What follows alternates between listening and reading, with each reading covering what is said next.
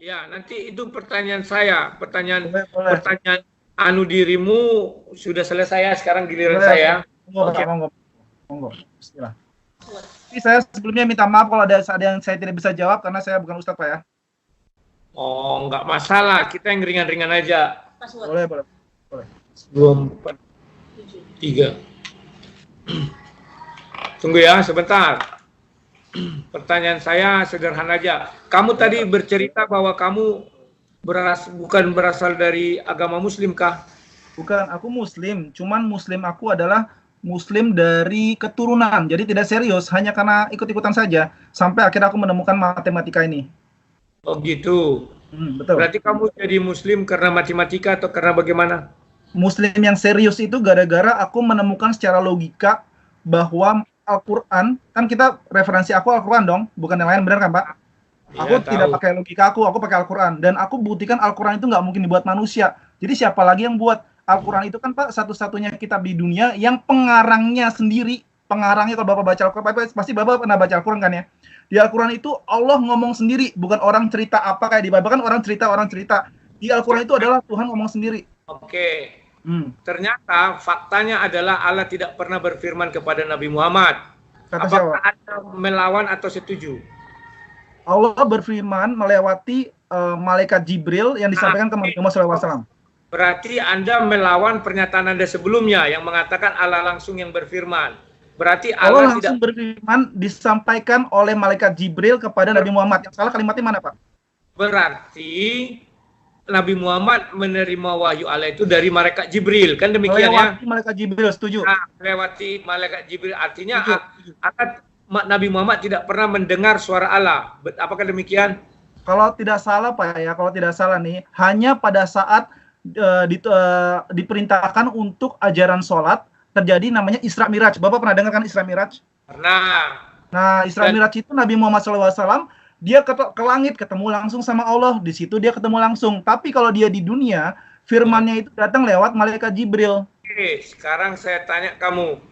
Nabi Musa pernah kan mau bertemu Allah, apakah dia sanggup? Tidak sanggup. Tidak sanggup karena di dunia. Apa Nabi Muhammad sanggup bertemu dengan Allah? Karena dia ketemunya di langit, bukan di dunia. Di langit itu langit kayak kita sekarang atau surga atau coba jelas. Langit ketujuh Pak, di atas langit ketujuh. Jadi dalam Islam itu ada 7 langit Pak. Langit paling atas. Berarti manusia bisa berjumpa dengan Allah di langit gitu ya? Cuman Muhammad SAW, tidak ada yang lain Pak.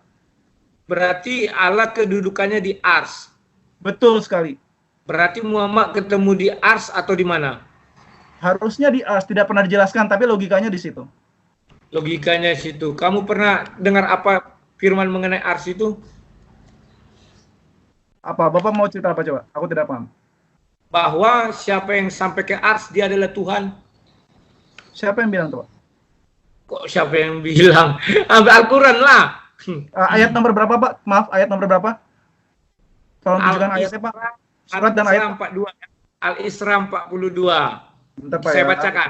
Katakanlah, jika ada Tuhan-Tuhan di sampingnya, Tuhan-Tuhan ya di sampingnya memang huruf kecil. Artinya Nabi Muhammad sudah di samping Tuhan, berarti Tuhan kecil. Sebagaimana yang mereka katakan, niscaya Tuhan-Tuhan itu mencari jalan kepada Tuhan yang punya ars. Yang pertama, yang kedua, Tahalima, yaitu Tuhan yang Maha Pemurah, yang bersemayam di ars. Artinya tempat semayam Tuhan itu di ars. Artinya Muhammad sampai ke ars. Artinya ars itu adalah tempat yang kecil juga, di mana Tuhan di dalamnya. Sementara Tuhan dikatakan besar. Kata siapa Pak? Kok kata siapa? Tuhan kan Maha Besar. Kamu kan? Itu logika Bapak sendiri kan? Enggak. Logika Bapak sendiri barusan. Yang bilang, ulama yang bilang siapa itu? Logika saya ini kan tadi bilang nih, kamu bilang yang Allah itu kan bersamanya di ars. Tidak ada yang setara dengan Allah. Aku tidak paham. Allah bersama di ars. Aku ulangi sekali lagi ya. Dengarkan baik-baik. Nabi Muhammad SAW pada saat Isra Miraj, dia pergi ke langit bertemu Allah untuk belajar mengenai sholat. Stop dulu di situ ya. Aku tidak bilang dia di ars. Aku tidak bilang dia berdiri sama Tuhan selama-lamanya, tidak. Hanya datang untuk belajar. Tunggu dulu aku jelaskan. Pak. Dirimu bilang tadi kan logikanya ya memang harus di ars. Kan demikian. Oke, sekarang aku jelaskan dulu Pak, aku belum saya bicara. Aku belum bisa bicara. Pernyataan itu dicabut dulu, biar saya lanjut. Sekarang Cabut gini, aja. Bapak bilang tadi, katakanlah Muhammad, jika ada Tuhan-Tuhan di sampingnya, sebagaimana yang mereka katakan di sini, Tuhan itu akan mencari jalan Tuhannya yang mempunyai ars. Ya. Tuhan-Tuhan yang dibicarakan di sini, dengar Pak. Tuhan-Tuhan yang dibicarakan di sini adalah berhala-berhala. Di sini Allah mengatakan pada Muhammad SAW bahwa tidak ada Tuhan selain Allah. Halo, berarti Nabi Muhammad berhala karena dia mencari jalan ke arsana. Astagfirullahaladzim. Bapak logikanya aneh sekali ya, aneh sekali. Karena Muhammad SAW tidak mencari, dia diambil oleh Allah Subhanahu Wa Taala untuk berangkat ke ars untuk belajar sholat Pak. Dan aku bahkan ini yang ngarang sendiri, betul tidak di ars tidak, aku tidak tahu. Yang aku tahu dari pemuka agama adalah Muhammad SAW ketemu Allah Subhanahu Wa Taala untuk belajar sholat. Di mana lokasinya saya tidak tahu. Kalau Bapak bilang saya bilang ars itu karangan kita sendiri, aku tidak tahu. Berarti ya dicabut dulu pernyataan tadi yang mengatakan bahwa secara logika harusnya di ars, kan demikian kan? Boleh, kalau mau dicabut silakan, karena itu logika aku sendiri, bukan dari Al-Quran, bukan dari mana-mana.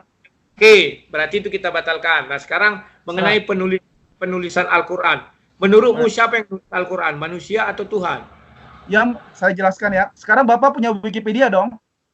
Bapak punya Wikipedia dong? Tidak, saya tanya dirimu, Wikipedia bilang tidak bisa jadi rujukan. Aku jawab berdasarkan Wikipedia. Aku jawab dari Bapak bisa sendiri. Pendapat manusia, pendapat manusia. Bapak tidak butuh pendapat aku, Pak. Bapak tidak mencari menang, Bapak mencari kebenaran, bukan? Iya. Saya bacakan. Bapak sabar saja. Bacakan. Di Wikipedia itu dikatakan bahwa Wikipedia saya tidak lihat langsung, saya belajar dari sejarah, saya belajar juga. Ya, jadi karena Wikipedia dipercaya oleh semua muslim non muslim. Saya nggak mau ngambil referensi dari muslim, saya ngambil referensi Wikipedia yang bisa dipercaya oleh non muslim dan muslim. Oke? Karena itu global. Kalau kamu percaya Wikipedia, artinya kitab sucimu apa? Wikipedia kah? Pak, saya jelaskan sekali lagi ya. Saya bisa ambil referensi dari ayat saya, tapi kan sekarang Bapak tidak percaya apa isinya. Jadi untuk apa? Yang Bapak percaya sekarang apa? Siapa yang? Emang kalau misalnya aku bisa jawab, Bapak mau percaya? Tugas kamu meyakinkan saya. Tugas kamu meyakinkan saya. Kalau Wikipedia itu bukanlah kitab suci. Oke, terserah. Saya jelaskan. Jadi berdasarkan sejarah, saya selalu, kenapa saya mereferensikan sesuatu? Karena saya tidak pernah bicara pakai subjektif. Saya selalu memakai dalil karena saya orangnya ilmiah. Jadi saya tidak ngomongin menurut saya begini, tidak. Agama itu bukan menurut, agama itu adalah dalil dari Tuhan dan Rasul. Jadi dalil jadi itu dari kitab suci. Tunggu, Sudah. Dalil dari Tuhan hanya bisa kita ambil dari kitab suci, tidak dari Wikipedia. Ya udah, coba. Nggak masalah. Jadi saya kasih tahu sejarahnya. Jadi Al-Quran itu diturunkan oleh. Saya tidak tanya sejarah. Saya tanya, apakah Al-Quran itu tulisan tangan manusia atau bagaimana? Itu yang saya tanya. Al-Quran itu bukan tulisan manusia. Al-Quran ditulis kembali dari hafalan-hafalan para sahabat yang disampaikan isinya oleh Rasulullah SAW. Kemudian setelah Rasulullah SAW meninggal, setelah Rasul meninggal, bukan masih hidup ya, meninggal, baru para sahabat dengan hafalan-hafalannya dia menuliskan dalam bentuk buku. Bukan Rasul masih ada. Paham? Udah. Ya. Cukup. Berarti kan manusia ya, yang menulis manusia kan? Ditulis dari hafalan yang disampaikan oleh Rasulullah SAW. Siapa yang nulis Al-Quran? Manusia kan? Ditulis kembali oleh manusia. Semua di toko buku itu manusia semua nulis. Pertanyaan kita kan berimbang. Sama seperti tadi, saya tanya juga kepadamu kan? Ya. Halo, tunggu. Sebentar, ini agak putus sambungan. Sebentar. Sabar. Sabar saya, Pak. Ya, punyamu agak putus-putus. Udah kacau ini dah. Sebentar ya. Halo? Ya. Halo? Ya, silakan. Nah, sudah, berarti Al-Quran itu ditulis tangan manusia kan, yang dibukukan sekarang loh. Seperti yang ada di toko buku. Ya. Sah ya? Sah. Nah, seperti tadi pertanyaanmu, apakah manusia itu 100% benar? Manusia 100% benar kalau dia menulis apa yang disampaikan. Manusia 100% benar apa yang disampaikan siapa? Betul. Jadi Al-Quran, saya jelaskan disampaikan dulu. Siapa? dulu, disampaikan siapa? Saya belum jelaskan. Nah. Saya jelaskan dulu. Allah menyampaikan melewati malaikat Jibril kepada Rasulullah SAW. Rasulullah SAW menyampaikan secara oral kepada para sahabat. Sahabat menuliskannya ke dalam buku. Saya sudah tahu. Sekarang yang menyampaikan kepada penulis itu siapa? Allah kah? Jibril kah? Atau manusia sesama manusia? Aneh, Pak. Bapak pertanyaannya aneh sekali, Pak. Seolah-olah Bapak lagi mencari kesalahan dalam kalimat. Bukan saya mencari kesalahan, tetapi kan ini fakta. Tadi kan dirimu mengatakan, sebentar dulu, dirimu kan mengatakan tadi kan bahwa yang menulis itu adalah manusia. Dia bisa bernilai benar 100% kalau dari orang yang menyampaikan. Siapa yang menyampaikan sehingga benar 100%? Menyampaikan Rasulullah SAW. Rasul, kamu bilang tadi sudah wafat. Kemudian ada orang penghafal yang menyampaikan kepada penulis. Bukan, yang hafal yang nulis, Pak. Yang hafal yang nulis. Yang hafal yang nulis. Berarti kamu rubah lagi kenyataanmu. Oke, berarti Bapak yang tidak mau lihat Wikipedia, Bapak yang takut lihat fakta di Wikipedia. Bapak tinggal buka Wikipedia ada, tinggal baca. Saya nggak bawa bajang. Saya boleh salah, Wikipedia nggak salah. Bro, saya tidak takut melihat yang di Wikipedia, tapi kamu akan malu. Kenapa kamu akan malu? Karena kitab sucimu aja kamu tak akui, lebih mengakui Wikipedia dan kamu anggap itu sesuatu kebenaran. Bapak bukan nanya kitab suci, Bapak nanyakan sejarah, betul tidak? Bapak tidak nanya kitab suci, Bapak nanya sejarah. Bapak tidak nanya kitab suci. Wikipedia tidak ada isi kitab suci, tidak ada. Itu sejarah penyampaiannya. Loh, kita kan berdiskusi, siapa yang menulis kitab suci itu, manusia apa Tuhan? Ternyata manusia seperti manusia, tapi itu firman dari Allah. Nah, iya sama dengan saya juga itu firman dari Allah. Saya bilang tadi kan, tapi yang menulis tetap manusia. Sekarang apa manusia bisa mengalami kesalahan? Kamu bilang 100% salah. Bisa terus, Pak? Bisa terus. Sudah bisa kan? Ya terus? Ya kalau sudah bisa ngapain saya lanjutkan? Kamu sendiri yang menjawab. Artinya jadi manusia... Bapak mau bermain kata-kata. Oke, Bapak mungkin udah mentok ya, nggak bisa jawab ya.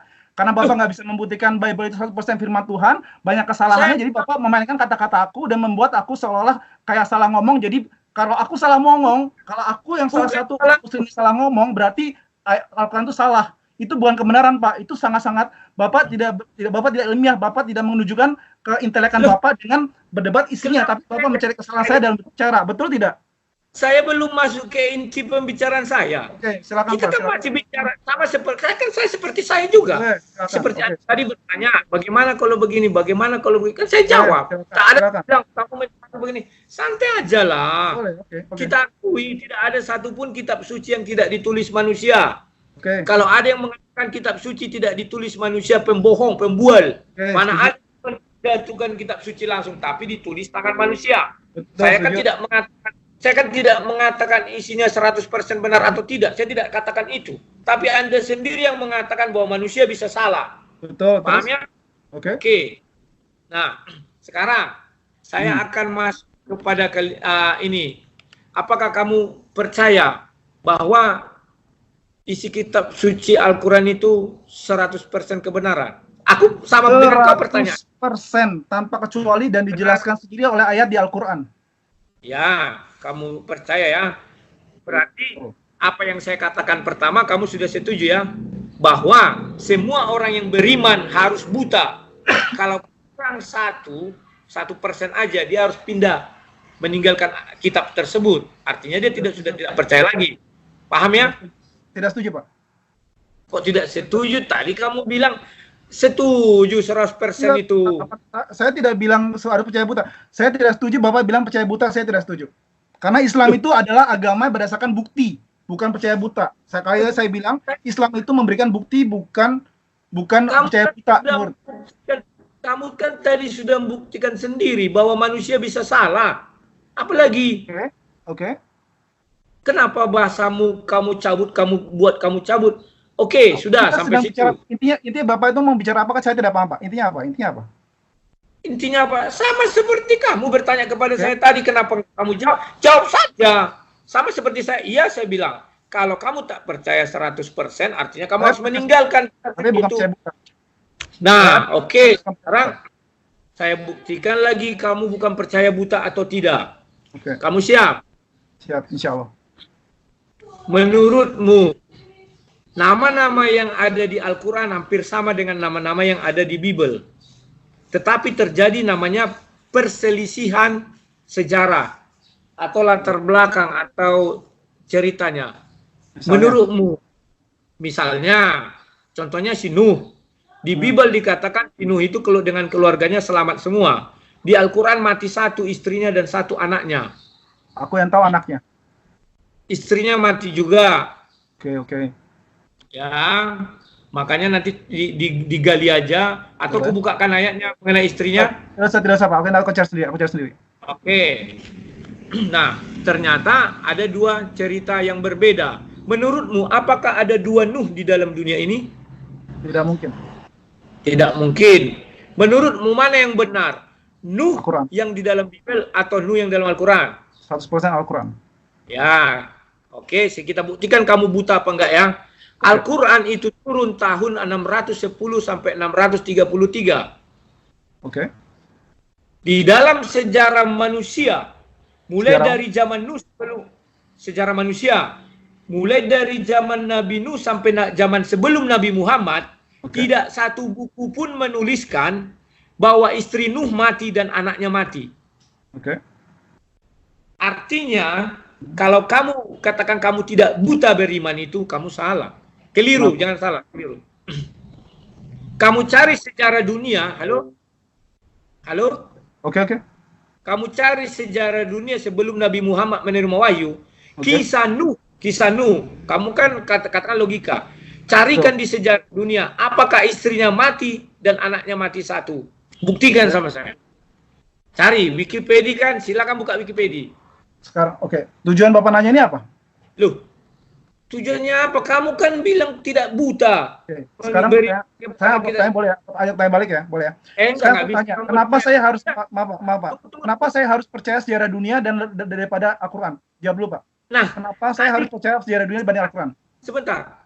Kamu tadi Wikipedia lebih percaya daripada Al-Quran. Sekarang kamu tanya kenapa saya lebih percaya? Aku hanya untuk meyakinkan Bapak aja.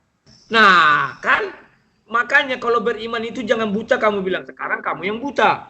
Sekarang Al-Quran itu terbukti secara matematikal. Bagaimana aku buta? Iya, matematikanya, logikanya. Carikan saya kisah Nabi Nuh sebelum datang Nabi Muhammad. Apakah ada satu kisah yang menuliskan bahwa istri dan anak Nabi Nuh wafat?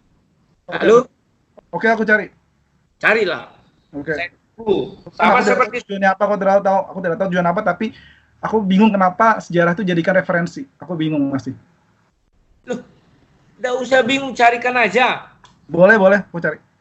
Ya, aku tunggu, aku santai-santai ya. Sekarang, Pak? Ya, menurutmu bagaimana? Apakah sekarang boleh? Mau jadi PR boleh? Aku nggak paham untuk apa nyari. Kalau misalnya aku tidak ketemu, aku mau tanya Pak, misalnya aku tidak ketemu mengenai istrinya atau mungkin Al-Quran atau mungkin isinya Al-Quran berbeda dengan sejarah. Terus logikanya apa? Berarti kalau kabar baiknya adalah bahwa di dunia ini ada dua Nuh. Kabar baiknya. Lo dengar dulu. Kan kamu bilang tidak ketemu. Berarti di dunia ini ada dua Nuh karena ada dua cerita yang berbeda di Bible dan di Al-Quran. Kabar baiknya. Kabar tak mengenakannya, Al-Bible lah yang benar karena tak ada sejarah. Kok kata siapa? Kan tidak ada sejarah yang mengatakan bahwa istri Nuh mati sama anak Nuh mati. Sebelum datang Al-Quran. Setelah datang Al-Quran, barulah dibukakan ternyata ada Nuh yang lain. Yang mana istrinya wafat, anaknya wafat. Paham ya? Sekarang aku tanya. Jadi, daripada sejarah benar dari mana? Kalau sejarah benar, maka Al-Quran lah yang benar. Enggak, kata siapa sejarah benar itu siapa yang bilang? Orang yang nulis sejarah itu namanya siapa? Kenapa dipercaya? Karena sejarah bilang manusia itu bukan dari Adam. Sejarah bilang berdasarkan teori Darwin, manusia dari monyet. Apa saya percaya sama Darwin, Pak? Saya tidak tanya itu. Yang saya tanya, Nuh, kamu carilah Nuh di dalam sejarah bebas. Mau siapapun yang berkomentar silakan. Iya, sebelum misalnya ternyata beda, memang kenapa, Pak? Kalau misalnya ternyata tidak ada ketemu, kenapa? Kalau memang beda dengan Al-Quran, apa berarti Al-Quran salah? bukan, makanya saya bilang, saya tidak mau menghakimi. Makanya saya katakan ada dua Nuh. Kamu kan menolak ada dua Nuh. Aku harus menolak karena berdasarkan firman Allah cuma satu. Tapi terserah kalau Bapak mau bilang dua. Kalau aku tidak bisa yakin, Bapak tidak bisa yakin saya itu dua. Kok logikanya gimana sih? Kalau Nuh ada satu, sementara kitab suci ada dua, menceritakan kisah yang berbeda. Yang mana yang asli, yang mana yang palsu? Cara membuktikannya hanya satu. Gimana? Cari sejarah manusia dari mulai zaman Nabi Nuh sampai sebelum Nabi Isa. Paham. Aku paham, Pak. Carilah sama saya. Oke, paham. Jika ada sejarah dunia yang mengatakan istri Nuh mati dan anaknya mati sebelum Nabi Muhammad datang, berarti Al-Qur'an, Bible yang benar. Tetapi kalau ada yang mati berarti Al-Qur'an yang benar. Atau kalau kita tidak mau menghakimi, ya sudah dua-duanya yang benar. Oke, aku paham. Jadi, aku paham. Oke, Pak, aku tanya ya. Jadi Bapak mau menjadikan sejarah sebagai hakimnya? Mana yang benar, Bible atau Quran, hakimnya ada sejarah, betul tidak? Kok kamu bilang bagaimana sejarah? Itu sudah terjadi, kecuali belum terjadi. Bapak mau coba menjadikan sejarah itu sebagai hakim yang menentukan kalau misalnya sejarah bilang isi Bible yang benar, berarti Bible yang benar. Kalau sejarah bilang Bible aku salah, berarti itu kan maksudnya begitu kan, Pak? Maksudnya begitu kan? Betul tidak? Itu maksud Bapak kan? Kalau sejarah sama dengan Bible, berarti Bible yang benar. Itu maksud Bapak kan? Coba bertahan dulu, ditahan dulu, jangan ngomongnya terus ya. Dengar, yang saya mau inginkan di situ, saya tidak menghakimi, tetapi saya katakan ada dua Nuh. Kamu tidak terima dua Nuh. Artinya kamu harus mendalilkan, kamu harus membuktikan. Bagaimana cara pembuktiannya? Saya ajari kamu. Nabi Muhammad ada tahun 610 sampai 633. Maka semua manusia yang sebelum 630 ada juga kisah Nuh. Carikan saya. Boleh. Karena saya carikan. Boleh, saya carikan, Pak. Saya udah bilang tadi saya carikan ya. Saya udah bilang saya carikan. Saya bilang tadi saya carikan. Tapi yang saya mau jelaskan di sini adalah Bapak menjadikan sejarah itu sebagai penentu mana yang benar, Bible atau Quran, betul tidak? Saya bukan mengatakan begitu. Apa yang saya katakan ada dua Nuh. Loh, saya mengatakan ada dua Nuh. Oke, tak masalah, Pak. Aku paham. Yang mengatakan satu Nuh. Paham ya? Oke. Nah, setelah itu, sekarang saya tanya lagi kamu. Masih mengenai kisah nabi-nabi juga lah ya. Boleh. Musa. Apakah Musa di dalam Al-Quran sama dengan Musa di dalam Bible? Aku tidak tahu, Pak ya, karena Bible itu bukan dari Allah. Bible itu kan buatan manusia. Aku tahu dari mana. Bible itu buatan manusia ya, Pak, karena banyak salahnya. Maksud saya, ya kamu tidak mengetahui. Karena mungkin kamu tidak pernah baca Bible. Kan demikian ya? Aku baca Bible, aku pelajari Bible. Aku bisa nyari kesalahan-kesalahan matematis karena aku belajar Bible. Ya, di dalam Bible itu kan ada kisah Musa, yang namanya Nabi Musa. Udah, yang gampang. Nabi Daud lah. Daud, yang gampang. Boleh, Nabi Daud, boleh. Apakah kamu percaya Daud yang di dalam Al-Quran sama dengan Daud yang di dalam Bible? Aku bilang gini aja, Pak ya. Maaf ya, aku jawab dulu, Pak ya. Maaf, Pak ya. Aku jawab ya, terpaksa saya harus mengeluarkan ini. Sebenarnya saya tidak mau ngomong ini ya. Aku percaya sama dengan, bukan Bible ya, maaf ya. Bible itu artinya adalah kumpulan buku-buku ya. Ya kan, Pak ya. Aku yang dalam Al-Quran dibilang adalah bukan Bible, tapi Injil, Alkitab, Injil. Dan kami umat Muslim tidak percaya bahwa Bible itu adalah sama dengan Alkitab atau Injil. Jadi kita percaya bahwa itu adalah buatan manusia. Jadi kalau Bapak bilang sama dengan Injil atau Alkitab, saya bilang iya. Kalau dengan Bible saya tidak yakin, karena itu buat manusia. Kalau di dalam Al-Quran bukan Injil, namanya Taurat, Zabur. Kalau Daud, Zabur, jangan salah. Boleh. Zabur. Nah, sekarang saya tanya kepada kamu, apakah Daud yang di dalam Al-Quran sama dengan Daud yang di dalam Bible? Dalam Zabur saya setuju. Ya, apakah sama? Tidak kan? Kalau sama apa enggak? Itu terserah Bapak deh. Kalau menurut aku sama, tapi terserah Bapak, ini menurut aku sendiri. Oke. Nah, kalau kamu bilang sama, berarti ada pembuktian lagi. Ya Allah. Daud itu adalah rajanya Israel. Rajanya Yahudi. Apakah mungkin rajanya Yahudi menyembah Tuhan yang bukan Yahudi? Tuhan yang bukan Tuhannya Yahudi? Tuhannya Yahudi, Tuhannya Kristen itu satu, yaitu Allah Subhanahu wa Ta'ala. Dari zaman Nabi Adam sampai sekarang tuh semua orang itu Muslim. Tuhan kami Yesus Kristus. Itu kan menurut para gereja, Pak, bukan menurut Bible. Di Bible kan nggak ada yang bilang itu kan gereja, Pak. Bapak percaya sama gereja, bukan percaya sama Bible kan? Di Bible ada kok. Yang mana, jadi, Pak? Itu iman kami, kamu nggak bisa ganggu juga loh. Saya tak pernah ganggu juga iman. Aku nanya referensi, aku nggak ganggu gugat. Aku nanya, Bapak jawab dari logika, Bapak jawab dari referensi. Aku pakai referensi, nggak pakai logika. Nanti kamu punya hak untuk bertanya lagi. Boleh. Boleh. Ya. Boleh. Jadi kalau saya katakan kepadamu, ada 2 Daud di dunia, ada 2 Musa di dunia, ada 2 Abraham di dunia, semuanya 2. Oke. Itulah solusi terbaik agar saya tidak mengatakan kitab sucimu palsu. Tetapi kalian sering mengatakan kitab suci kami palsu. Astagfirullahaladzim, ya Allah. Jadi kita sekarang mau cari jalan keluar, mencari kebenaran, Pak? Kebenaran loh itu. Nah, itu jalan keluar, Bapak ingin supaya kita nggak ganggu Bapak ganggu kita. Jadi intinya terserah siapa yang masuk neraka, masuk surga nggak urusan. Di sini saya mencari kebenaran dan menunjukkan mana yang benar. Bukan kalau kita mau damai, saya bilang semua agama sama. Tapi itu saya bohong, karena di Al-Quran bilang agama yang benar di sisi Allah hanyalah Islam, nggak ada yang lain. Memang semua agama tidak sama, siapa bilang sama? Saya juga tidak percaya. Saya tidak percaya Tuhan ada 1, Tuhan ada 5 di Indonesia. Bapak takut nggak masuk neraka, Pak? Aku tanya, Pak. Bapak takut nggak sih masuk neraka, Pak? Jawab dulu, Pak. Kamu bukan dalam posisi bertanya, tapi menjawab. Oke, aku jawab lagi. Apa lagi? Iya kan? Oke. Sudah. Sekarang, apakah Yesus Nabi Isa? Biar kamu paham mana yang benar kita. Iya, aku anggap itu bisa, betul ya. Nah, Yesus adalah Nabi Isa. Iya, betul. Terus kenapa nama orang tuanya berbeda? Kenapa tempat lahirnya berbeda? Berarti Nabi Isa itu karena Bible salah, Al-Quran benar kok. Jawabannya susah sih, Pak. Kenapa? Karena Bible-nya salah, Al-Qurannya benar kok. Bingung jawabnya. Karena Al-Qurannya, itulah yang saya katakan, betapa gampangnya kalian mengatakan itu adalah salah. Sementara saya katakan, dari mana jalannya? Tunggu dulu. Sementara saya katakan ada 2 Isa, 1 Yesus. Itu 2 yang tidak sama. Kenapa kamu paksakan menjadi sama? Apa urusannya? Saya nggak maksa. Buktinya kamu nanya, saya jawab. Sama. Kamu bilang sama. Kalau sama berarti Al-Quran yang bilang. Al-Quran yang bilang sama itu aku bilang apa? Al-Quran tidak ada mengatakan Yesus adalah Isa.